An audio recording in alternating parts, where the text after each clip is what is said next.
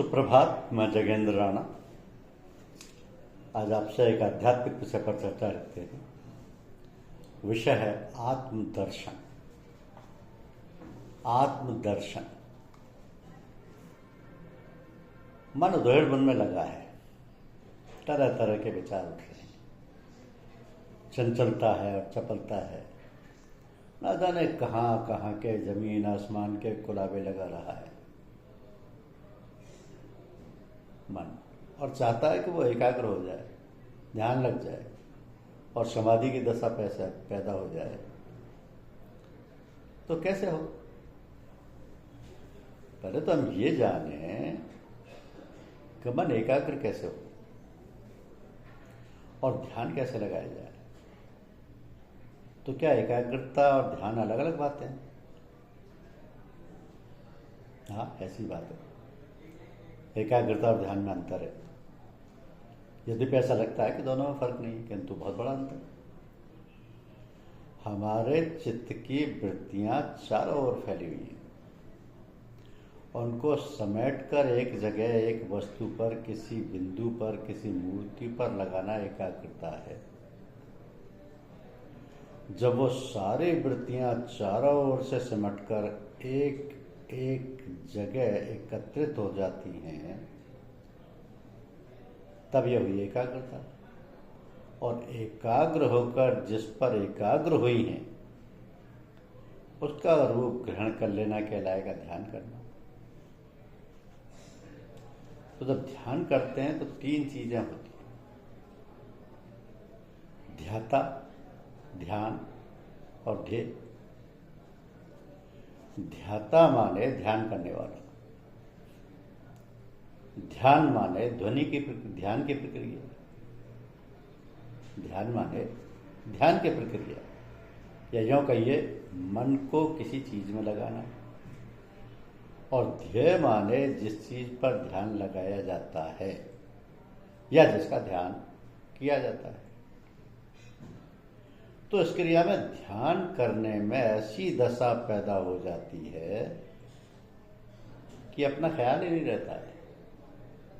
यानी ध्यान करने वाला ये भूल जाता है कि मैं ध्यान कर रहा हूं। साथ ही ध्यान करने की प्रक्रिया का भी बोध नहीं रहता है, केवल ध्येय वस्तु ही रह जाती है। इसका मतलब ये हुआ कि हम सब कुछ भूल जाते हैं, केवल ध्येय रह जाता है। जब ना अपना ख्याल है, ना ध्यान करने का ख्याल है, तब ये दशा होती है ध्यान की। इसको कहते हैं मन का निर्विषय होना। मन का निर्विषय होना। निर्विषय माने है विषय रहित हो जाना। इसका स्पष्ट अर्थ यह है कि मन जिस वस्तु का ध्यान करता है उसमें वो लय हो जाता है, तदाकार हो जाता है। तब फिर कुछ सुध-बुध नहीं रहती। इसी को ध्यान कहते हैं। परंतु जैसे ही ध्यान समाप्त होता है, मन फिर अपने असली रूप में आ जाता है। फिर वही उधेड़-बुन, वही उछल कूद, वही चंचलता, वही चपलता। इस प्रकार जब हम घंटों ध्यान में रहें, तब कहीं ध्यान के प्रभाव से हमारे अंतर में शांति पैदा होती है। इसमें काफी समय की आवश्यकता है, एकांत की जरूरत है और खान पान में सावधानी की भी जरूरत है। तो जो लोग अभ्यास करते हैं वह ये सब सावधानी बरतते नहीं और शिकायत करते हैं कि इतने दिन हो गए अभ्यास करते हुए मन नहीं लगता, करें तो क्या करें। इसका एक सीधा साधा सरल तरीका है कि जिसको आप हर समय कर सकते हैं,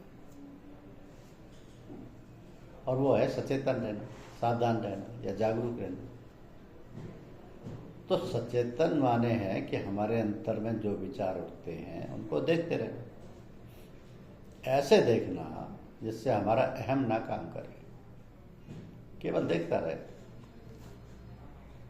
सावधानी पूर्वक। अपना पराया का ख्याल, अच्छे बुरे का ख्याल, पसंदगी या नापसंदगी का ख्याल ना रहे, केवल उसको देखता रहे। तो हम जब निरपेक्ष भाव से देखेंगे क्या, क्यों और कैसे का भाव नहीं लाएंगे, तब फिर उसका प्रभाव होगा ही नहीं। और इस प्रकार विचार चलते जाएंगे, हटते जाएंगे, जैसे हम सिनेमा के पर्दे पर रील चलती हुई देखते हैं।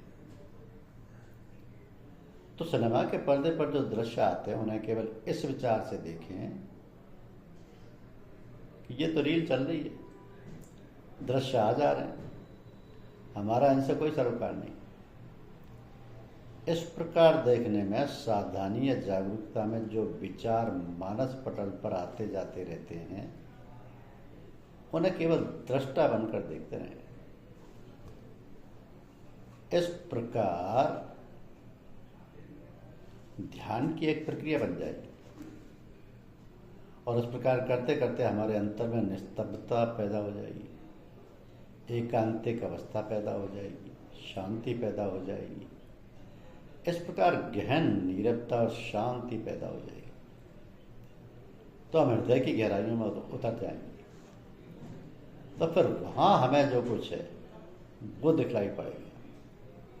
और दिखलाई क्या पड़ेगा? अपना आपा, आत्म प्रकाश और आत्म दर्शन। तो उससे अपना निरीक्षण हो जाएगा। अभी निरीक्षण कैसे होता है? कहा है ना कि बुरा जो देखे में चला बुरा न मिलिया को, जो दिल खोजा अपना मुझसे बुरा न को। ये बात साधारणतः देखी जाती है कि हम एक दूसरे की आलोचना करते हैं और स्पष्ट रूप से कहते हैं कि वो ऐसा है और उसमें ये बुराई है, वह दूसरों के साथ ये करता है, वो करता है इत्यादि। किंतु कोई भी अपने आप को नहीं देखता, अपने आप का स्वाध्याय नहीं करता कि हम प्रातःकाल से लेकर सायंकाल तक न जाने कितनी बुराइयां करते हैं, कितनी बार असत्य भाषण करते हैं और कितनी बार हम लोगों को धोखा देते हैं। ये क्या बात है? ऐसा क्यों होता है? असल बात यह है कि हमारे अंतर में जो बातें भरी हुई हैं, दिल और दिमाग जिन रंगों में रंगा हुआ है, हमारे नेत्रों पर जिस रंग का चश्मा लगा हुआ है, हमको सब वैसा ही दिखलाई देता है। जिस बात को हम जानते नहीं हैं, जो चीज़ कभी देखी नहीं है, न उसके बारे में कभी सुना है, उसको हम क्या जाने और क्या समझें? उसका भी ख्याल तो हमें कभी ना आएगा, उसका ख्याल तो हमें कभी आएगा ही नहीं ना। तात्पर्य है कि जो बातें हमारे अंदर हैं वे उसी प्रकार का वातावरण पाकर हमें वही दिखलाई देने लगती। जब हम वे बातें किसी भी मनुष्य में देखते हैं तब उसका ख्याल आकर परेशान करता है और हमारे मन को दबोच लेता है। फलस्वरूप हम उस व्यक्ति की आलोचना करने लगते हैं और एक बवंडर सा खड़ा हो जाता है। ये सब अपना ही रंग है, जिसके रंग में दूसरों को रंगा हुआ देखकर हम बड़बड़ाते हैं। नतीजा ये होता है कि हमारे अंदर उन बुराइयों का प्रभाव और भी मजबूत होता जाता है और हम जिसकी आलोचना करते हैं वह हमारे प्रति द्वेष करने लग जाता है। इसलिए प्रत्येक प्राणी को चाहिए कि वो अपनी ओर देखे, अपने चरित्र का निरीक्षण करे, अपनी बातों और कार्यों पर दृष्टि रखे। इसके लिए सबसे अच्छा समय है जब हम शयन करने जाते हैं। उस समय हम सब सांसारिक कार्यों से निश्चिंत होते हैं और एकाकी होते हैं। अतः हम प्रातःकाल उठने के बाद से सायंकाल तक के सारे कार्यकलापों को सोचें, विचारें और मनन करें कि कौन से कर्म हमने ऐसे किए हैं जो मर्यादा और धर्म के प्रतिकूल हुए हैं, जिन कर्मों से किसी भी प्राणी का अहित हुआ है, जिस बात से किसी का दिल दुखा है या हृदय पर आघात पहुंचा है, किसी की कोई वस्तु उसके बिना पूछे तो नहीं ली है, किसी की पीठ पीछे बुराई तो नहीं की है, इत्यादि इत्यादि। तो इस प्रकार छोटी से छोटी बातों से लेकर बड़ी बड़ी बातों का लेखा जोखा हमें करना चाहिए और भगवान से क्षमा याचना करनी चाहिए कि हमसे इस प्रकार का अनर्थ हुआ है, हम क्षमा चाहते हैं प्रभु, हमें ऐसी शक्ति और सामर्थ्य दो कि भविष्य में ये दुष्कर्म हमसे ना हो। इस प्रकार हम धर्मानुसार प्रायश्चित करें। तो सबसे बड़ा प्रायश्चित तो ये है कि हम अहरनिश भगवत स्मरण करें, भगवान से एकांत में रोएं, गिड़गिड़ाएं और क्षमा मांगें। सांसारिक कार्यकलाप भगवान का समझकर भगवान के लिए ही करें। कार्यारंभ में भगवान का स्मरण करें कि प्रभु आपका कार्य करने जा रहा हूँ। ऐसा नियमन करें कि कोई कार्य आपकी मर्जी के खिलाफ ना हो। कार्य के अंत में उसे भगवान को अर्पित कर दें। इसी प्रकार शुभ कर्मों को भी भगवान की दया कृपा से हुआ समझकर उन्हीं को अर्पण करें। इस प्रकार जीवन को संयम और साधना द्वारा भगवान का ही होकर व्यतीत करें। अपनी कोई इच्छा ना रखें, अपनी कोई इच्छा ना रखें, क्योंकि ये जो आत्मदर्शन है, ये आत्मदर्शन स्वयं का निरीक्षण है, स्वयं का। और स्वयं का निरीक्षण तब होगा जब हम अपने आप को पहचानेंगे, अपनी गलतियों को पहचानेंगे, अपने प्रभु से उनके लिए क्षमा याचना करेंगे, अपने हर काम को प्रभु को समर्पित कर देंगे। ये ख्याल तो आते ही रहेंगे, ख्यालों की रील तो हमारे मस्तिष्क पर चलती ही रहेगी। इनका काम सिर्फ आना जाना, ये रुकते तो हैं। लेकिन हमें अपनी जो एकांतिक अवस्था होती है उसमें शांति पैदा हो जाती है, और उस शांति की अवस्था में बैठ करके जब हम आत्मदर्शन करते हैं तो हमें ये महसूस होता है कि हम कहाँ सही हैं, कहाँ गलत हैं, हमारे कारण कितने लोगों का अहित हो रहा है, हम क्या गलत कर रहे हैं। क्योंकि प्रभु के बनाए हुए हैं सब कुछ।